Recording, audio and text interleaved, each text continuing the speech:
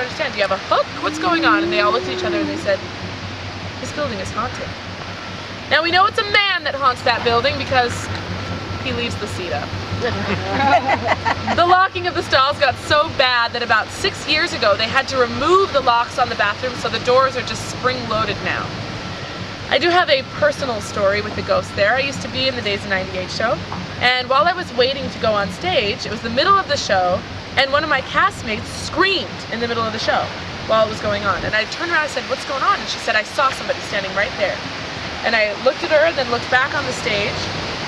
And I don't know if it was my eyes adjusting or a shadow, but like I saw something go in front of my eyes and then disappear. I want to believe that I saw a ghost because I've never seen a ghost and I really, really want to see one. But the girl that I was with didn't want to see a ghost and she saw one, and I think that's kind of how it works. So if you don't want to see any ghosts today, you might see one. That yellow building there, that building isn't haunted, but I think that if it was, it would be haunted by a very friendly ghost. Mabel Ulrey came up to Skagway. Her church down in the lower 48 sent her up here on a religious mission. But she didn't have any money. So what do you think she did? She hit the streets with a Bible. She would walk up and down the alleyways, Bible in hand, preaching against all the sinners. And the girls would come out of their cribs and they'd say, Mabel, we love what you're doing, but you're really bad for business. And they'd give Mabel $5. And she'd gladly take that $5 and step down to the next crib and continue on what she was doing. She made a lot of money doing this, and she used that money to open the Peniel Mission. And that's that yellow building there. That's where the girls could go for safe haven from pimps or treatment for venereal disease. Also, these girls were taught effective business techniques, so when they entered into legitimate trade, they knew how to advertise themselves appropriately and make a lot of money doing that. Also, Mabel was a really good matchmaker, and she would set these girls up with prospective husbands to get out of the business that they were in. But don't go knocking on that door either. That's now a private residence. That's Park Service housing now, so don't mind the fridge in the upstairs. Now on the way to our next stop, the pathway is equipped with very haunted dumpsters. So take a lot of pictures.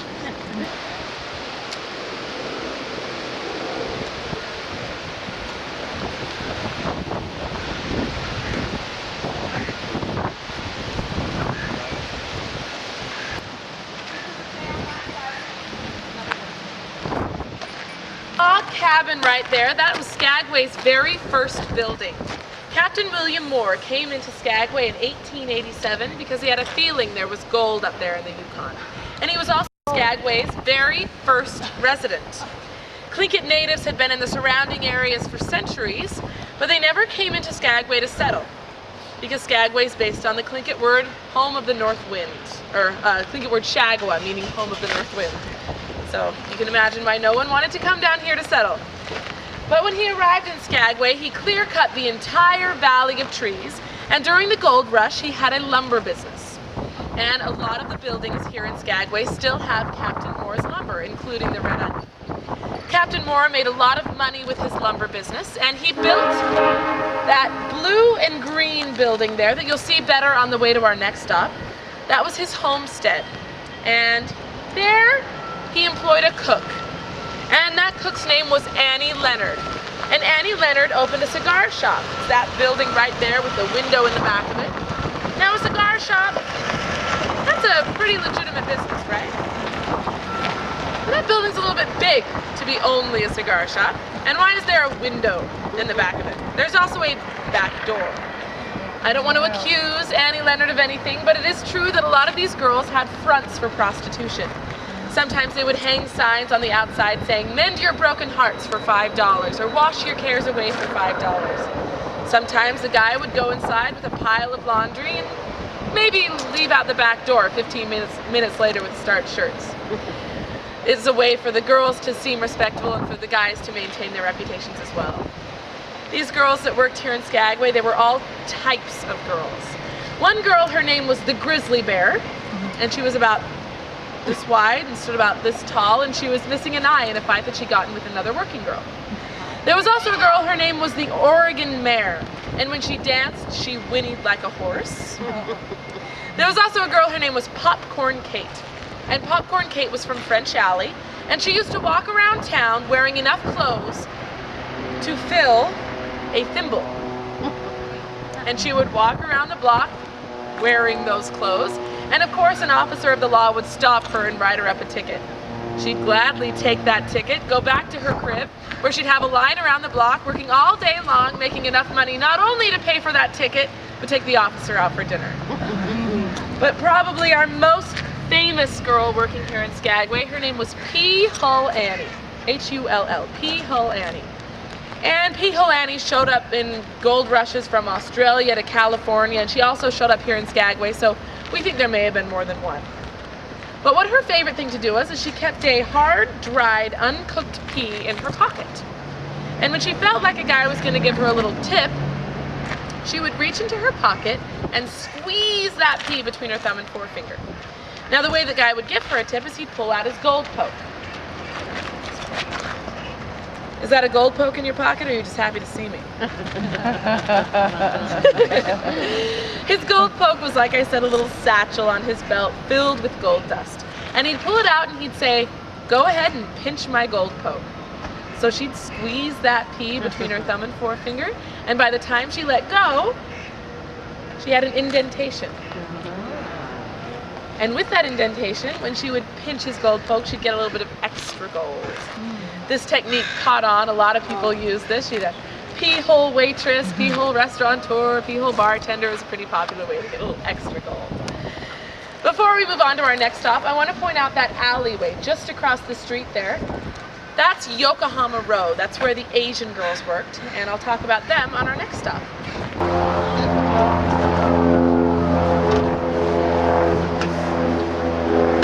Shop right here. Notice the back door. Now that door has a deadbolt on it, but I'm sure back in 1898 it was wide open.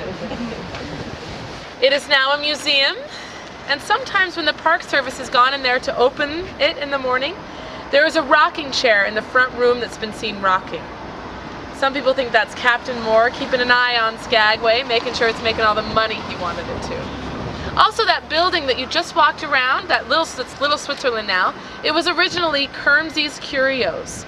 Herman Kermsey followed gold rushes and would open curio shops along the way. He eventually settled here in Skagway, where he had the largest curio shop's like a gift shop. He also sold watches out of there. And when Captain Moore clear-cut the entire valley of trees, he exposed the rock wall up there. You'll notice the advertisement up there for Kermsey's Curios. It's still up there. The city of Skagway rappels down and repaints that every year. And that clock is actually the right time. Twice a day.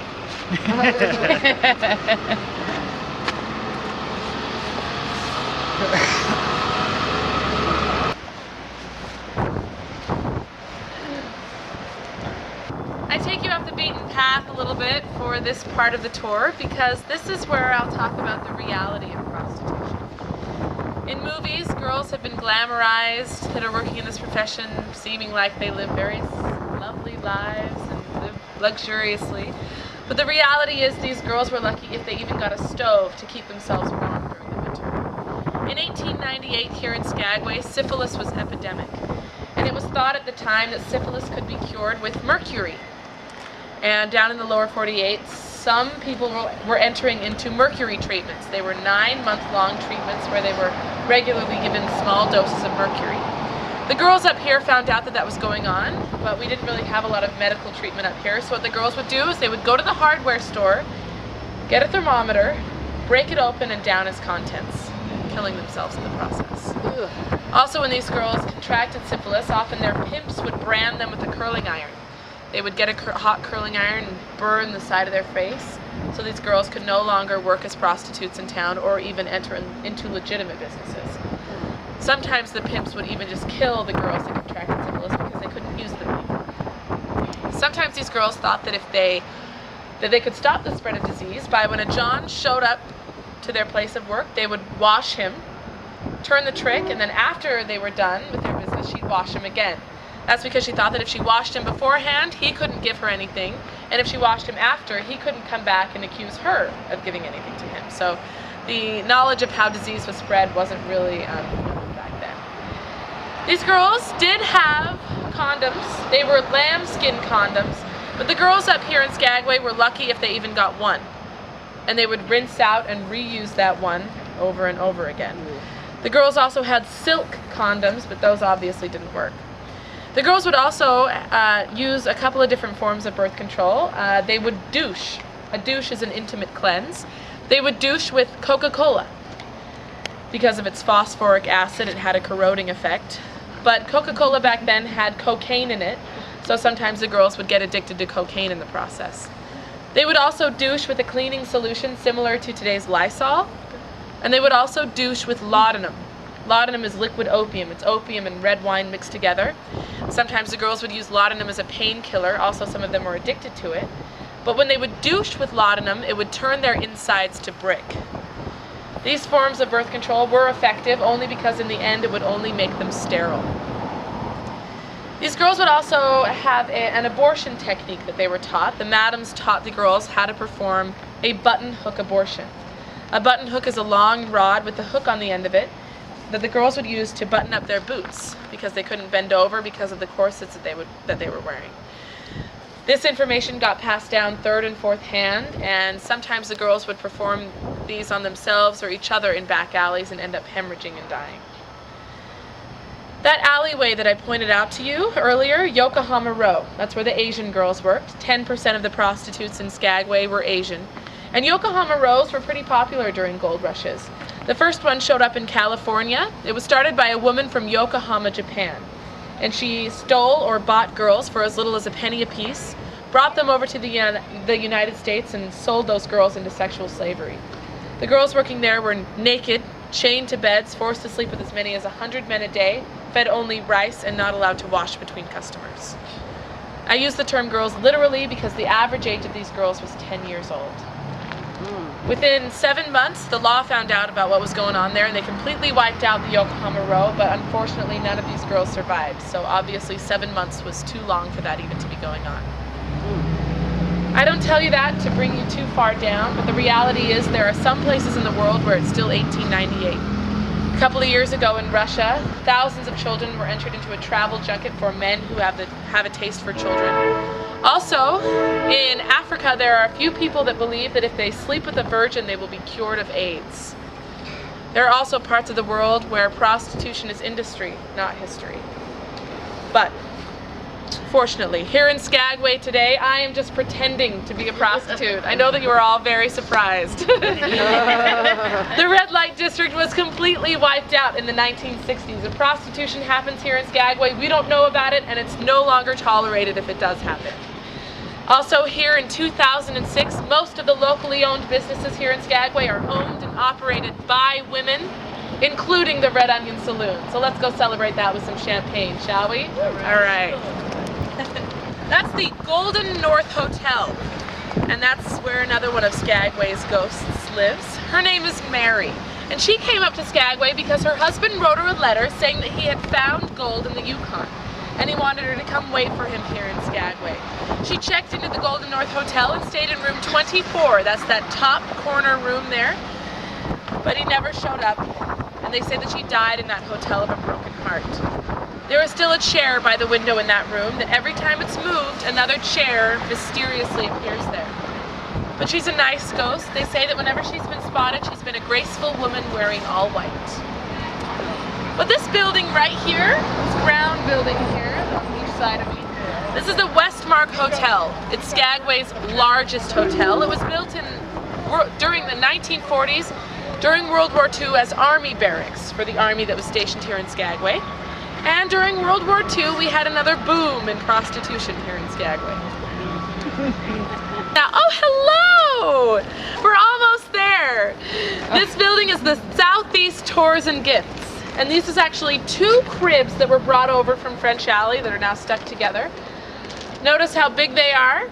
That's because 2 girls probably shared each one. And they would just hang a sheet between the beds for privacy. That gray building there that has that kind of funky face, that was built in 1899 as the A.B. Hall. The Arctic Brotherhood was a secret society at the turn of the century. They're no longer there. It's now the Information Center of Skagway. And the entire front of that building is 7,000 pieces of driftwood. And it's the most photographed building in Alaska. So feel free to continue that tradition. Wow. Well, congratulations, streetwalkers. You made it! You're now officially streetwalkers! Before I take you inside and up those stairs, I need to let you know that it's a little bit darker in there, so let your eyes adjust as you go in there. Also, immediately to your right, there will be a step down, so be aware of that. And follow me on up the stairs. I'll find you a good place to sit, darling. We got the best seats in town here at the Red Onion.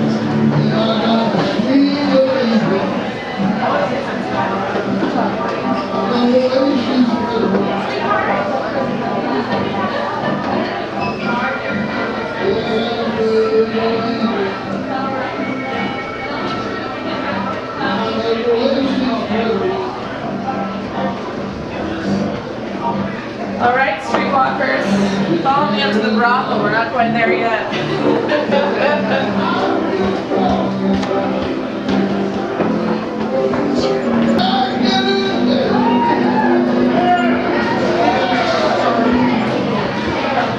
Step right on in here and grab a glass of champagne here. How are the streets? Did she keep you warm? Oh yes. Yeah? Just moving. You're welcome. These are those waters. Well, you know. Thank you. Would you like water as well? Who wants just water besides? It's just water.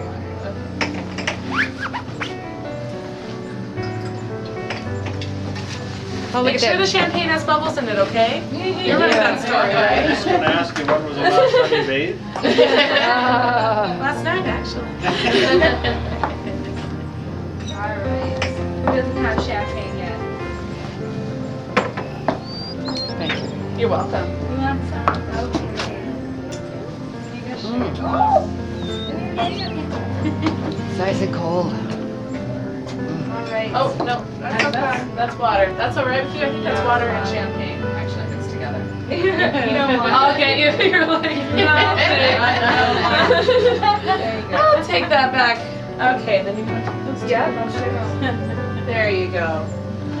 Okay, you made it all the way here. You're now officially streetwalkers. You're here in the brothel, and I think that deserves a toast. And we're gonna do that toast Red Onion style. So boys, get them up. Your glasses. Ladies, help them keep them up. That's the Red Onion part right there. Right? Here's to the ladies of 1898, the beautiful women of 2006, and the men who paid for it all. Cheers! Cheers.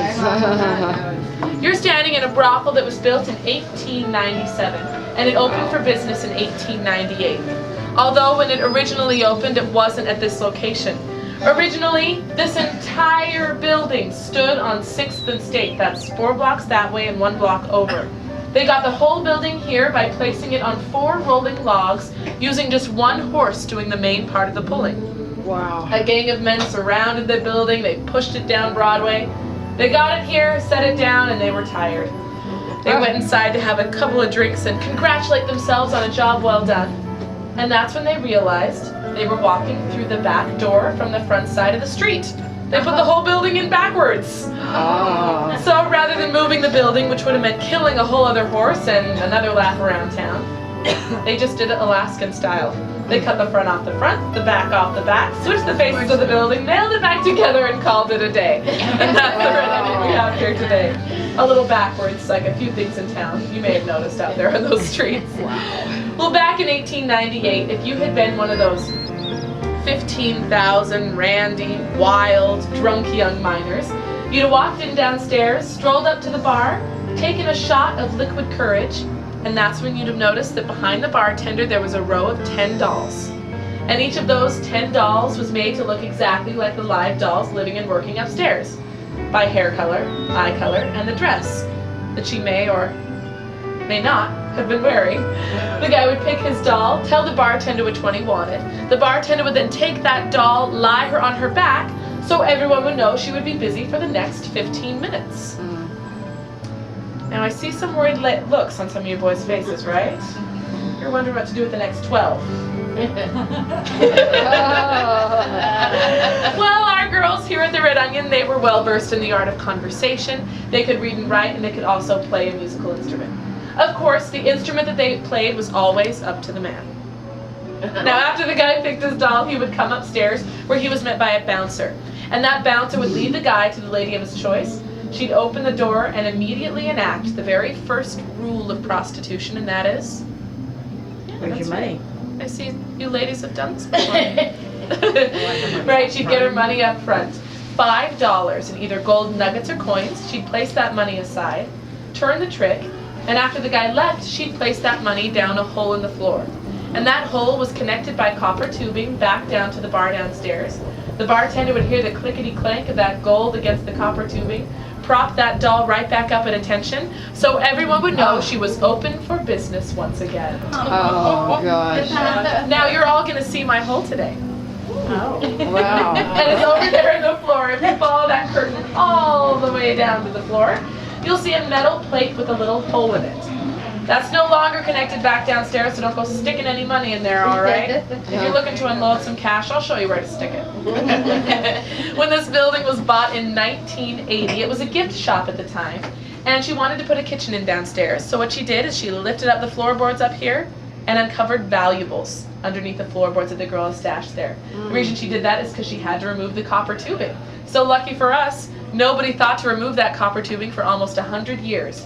And we were able to find those valuables underneath the floorboards. And some of those are on display here today. There's a black beaded necklace over there. That was found in the madam's room. Next to it, that white bottle, that's an ivory laudanum bottle. Laudanum was what I was talking about a little earlier. Further down in the case, you'll notice dog jaw bones. We think the girls may have placed those on their beds or their nightstands just to let the guy know who was in charge. Next to those are pipe cleaners. I'll just leave those up to your imagination. Up here in this corner case, you'll notice a curling iron. And you'll see that the design of the curling iron, it hasn't changed much over the years. It is electric. The Red Onion was the first building in Skagway to have electricity, and it wasn't in the walls though. There was no electricity running through the walls. It was all connected by this knob and tube wiring up here. So what the girls would do is they would unscrew a light bulb, screw the end into the light socket, and curl their hair in the dark. That was the only unscrewing going on in the dark up here though. Now the madams of the brothels, they were the mother hens. They didn't turn tricks unless it suited them. They just took care of the money and the girls. And sometimes the madams would rent their girls out to fishing trips, and the fishing captain would pay that madam her weight in gold. So she'd fill that bustle pad full of lead to make herself weigh a little bit more. Wow. But our most prized possession here at the Red Onion is that dress there in that case. That dress was found up here in a trunk of vintage clothing. Lucky for us, no one looked through that trunk for a long time and we found that in there. It's made of cotton mesh muslin with metal wires and plates woven and pounded into it. And we believe that that is a fine piece of lingerie that one of the madams wore. While we believe a madam wore that dress, we don't think it belonged to our most famous madam. Her name was Diamond Lil Davenport. We don't think that she wore that dress because she stood 6 feet tall and weighed 250 pounds. Whoa. So she wouldn't fit into that dress. She was described as a ravishing beauty and an alabaster goddess. And she was also known as the Madam Who'd Had 'em. Because not only did she take care of the money and the girls, she took care of men too, for a price. She charged $100 an hour or $1,000 a night to entertain men. And all of the men that she spent time with was required to have a letter of recommendation, a bank statement, and a medical record to prove he didn't have any venereal disease. Wow. But a little bit more about this dress here. If you look closely at the pattern of it, it represents the hierarchy of prostitution. Around the waist there, you'll see girls with hands on their hips, dresses all the way to the ground. Those are the madams. Just under them, the girls holding hands with the short skirts. Those are the working girls. And just under them are the Johns. Now before we move on to the next room, I want to point out my most favorite item here, and that's that very subtle red light hanging right there. That is one of the original red lights that was hanging outside of the Red Onion. Obviously that red light would be pretty easy to see in our midnight sun. And the Park Service here in Skagway modeled the street lamps in town after that very red light. Those obviously aren't red anymore. Don't get any ideas about the town. Here. All of the wallpaper in here, as well as the wallpaper throughout the brothel here, is all original to the Red Onion. Sometimes the madams would recruit girls to come and work for her by saying, "Come work for me and you can decorate your room however you want." And we found 18 layers of wallpaper in one of the rooms in here, so that's a pretty high turnover rate. We also think that sometimes the girls would put up the wallpaper as a form of insulation. If you look closely, you'll see a layer of muslin right before the layer of wallpaper. As you can feel, this room is the only room without wallpaper on the walls, and it's significantly colder than any of the other rooms in here. That's because this building truly has no insulation. If you look out in the cracks there in the walls, you can sometimes see light coming through, and okay, maybe today's not cold enough to see your breath, but sometimes you can in here. This is also 2.5 crib rooms. Crib not only refers to those small shacks out on the street, but also the rooms that the girls would work in here in the brothel. If you look above you, you'll see a row of nails there, and another row of nails a little further down. And that's where walls stood. Walls, just like this one, with a door in between.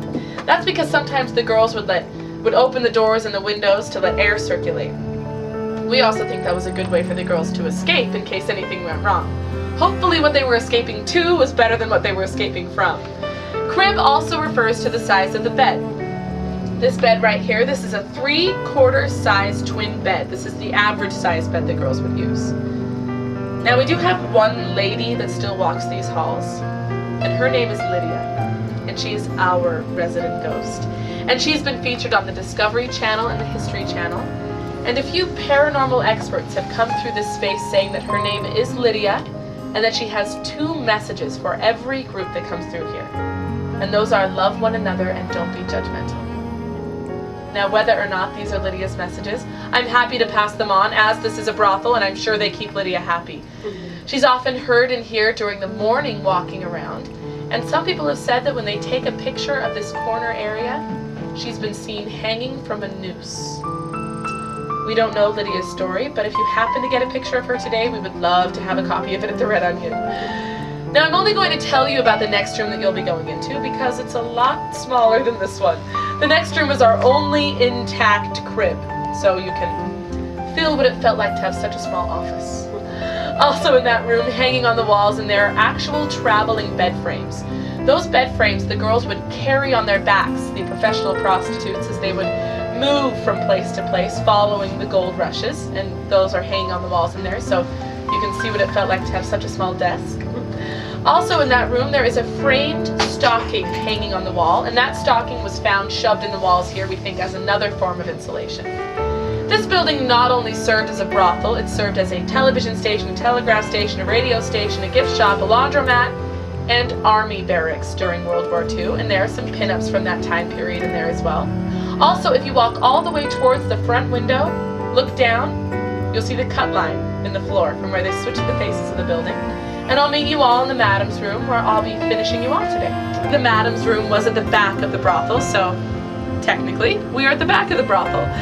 The madam did a little bit better for herself. She had a stove here. She also had a bed warmer there on the bed. She would fill the end of that full of warm coals and let her bed warm up there. The madam got 50% of what the girls charged. The bartender got 25%, so the girl ended up with $1.25 to try to make ends meet. And these girls would work from 6 p.m. to 6 a.m., so they were doing pretty well for themselves, but it definitely paid to be a madam. Now I'm going to show you a few more pictures here. This is Cad Wilson. This is the one that bathed in champagne. Feel free to pass that around there. This is Klondike Kate Rockwell. This is the one that did the fire dance. And in this picture, notice early techniques of airbrushing. They would wrap the girls really tight and place black paper around them to seem a little bit slimmer. And this is our most famous madam, Diamond Lil Davenport. This is the one that stood 6 feet tall. They say that Diamond Lil only wore diamonds. She would wear diamond necklaces, diamond rings, diamond earrings. Sometimes when she would be sitting in a restaurant, she'd sit quietly in the corner reading a book. She'd lift her hand to turn the page, and all of her fingers would be covered in diamond rings.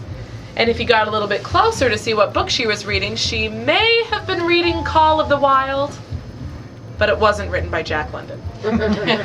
They say that when she left the Klondike, she was wearing enough diamonds to light up an entire hotel, including a 1-carat diamond lodged between her 2 front teeth. But Diamond Lil made the first mistake of prostitution, and that is, she fell in love. She fell in love with Big Joe Hopkins, and they went down to Seattle together. But Big Joe took Diamond Lil for every diamond that she was worth, and she ended up as a scrub woman at the end of her life. She said, I might be on my knees, but at least it's in a respectable occupation. Well, that's the end of your tour today, but before I show you your exit, I need to give you a few instructions, okay? You'll be going back downstairs. The entire lunch crowd will be wondering where you've been, so boys, keep my reputation up, all right? Put a smile on your face, or look tired and sweaty, whatever. And ladies, look like you learned something, all right? My name is Madam Ivana Mounty, and I'm from Salt Lake City, Utah, so don't tell my mom I'm doing this, okay? Don't put this on the internet. My mom thinks I'm selling t-shirts up here.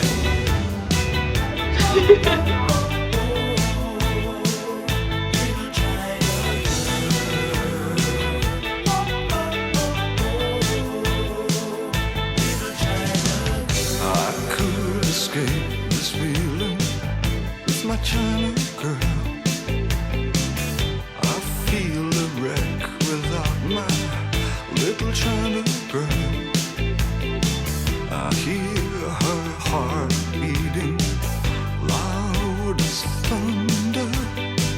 So the stars crashing.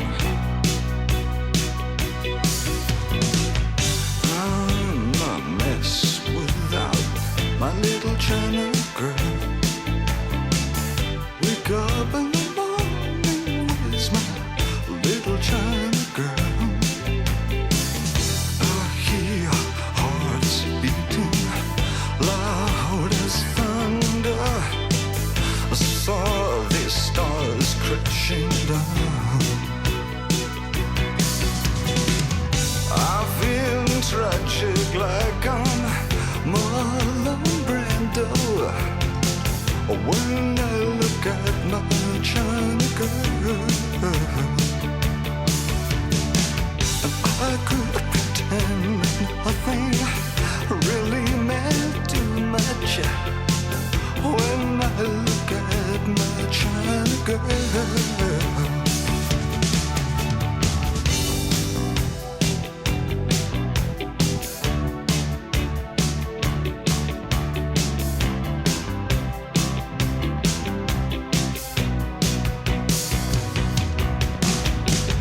I stumble into town just like a sacred cow.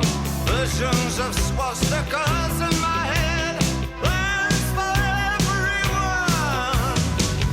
It's in the way of my eyes.